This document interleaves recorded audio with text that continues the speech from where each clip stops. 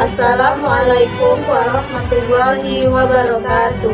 Perkenalkan, nama saya Najwa Putra Khenadi dengan NIM 2124004. Dan saya Siti Nurul Komaria dengan NIM 2124023. Baiklah, pada kesempatan ini kami akan berdiskusi tentang perkembangan Islam di negara non-Muslim. Tema ini penting karena menunjukkan bagaimana Islam tumbuh sebagai agama global meskipun di negara tersebut mayoritasnya tidak Islam.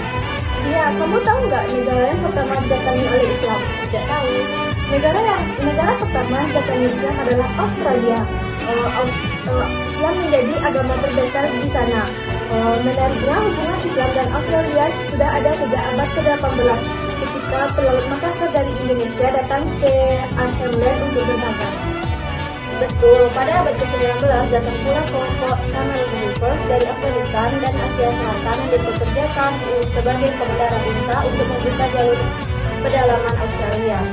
Mereka kemudian membangun beberapa masjid awal, seperti Masjid Adel yang berdiri sejak 1880-an.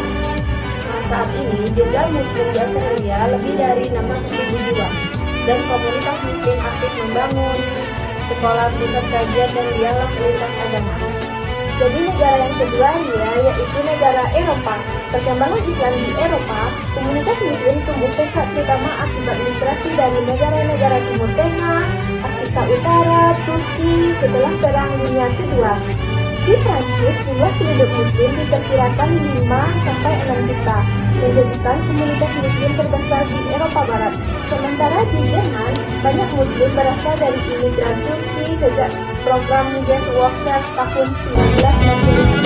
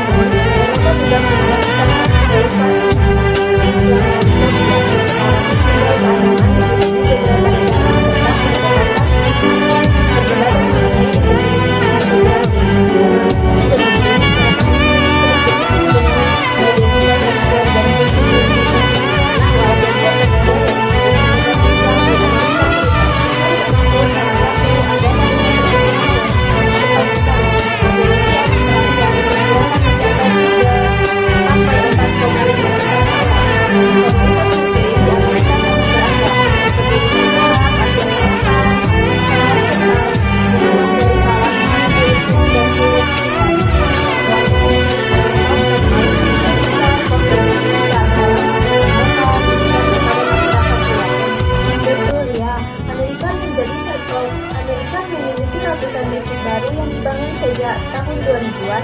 Setelah itu, Muslim di Amerika aktif dalam bidang politik, misalnya Ilham Omar dan Rashida Tlaib yang menjadi anggota Kongres.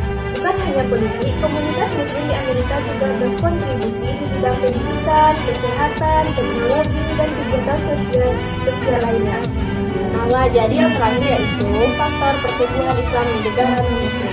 Ada beberapa faktor yang mendorong pertumbuhan Islam. Pertama, migrasi. Yang kedua, internasional. Banyak orang dari negara Muslim pindah ke Australia, Eropa, dan Amerika untuk pendidikan dan pekerjaan.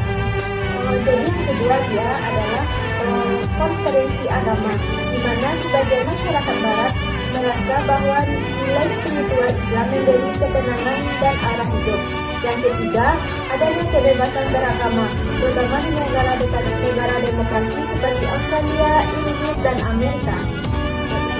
Dari uraian tadi, kita dapat melihat bahwa Islam berkembang bukan hanya di timur, tetapi juga di negara-negara barat, dengan berbagai dinamika dan tantangan. Sebenarnya, perkembangan ini menunjukkan bahwa Islam adalah agama universal dan mampu beradaptasi di berbagai budaya. Adapun referensinya yaitu dari jurnal dan buku-buku sejarah peradaban Islam. Sekian dari kami. Wabillahi taufik wal hidayah. Assalamualaikum warahmatullahi wabarakatuh. Audio Jungle.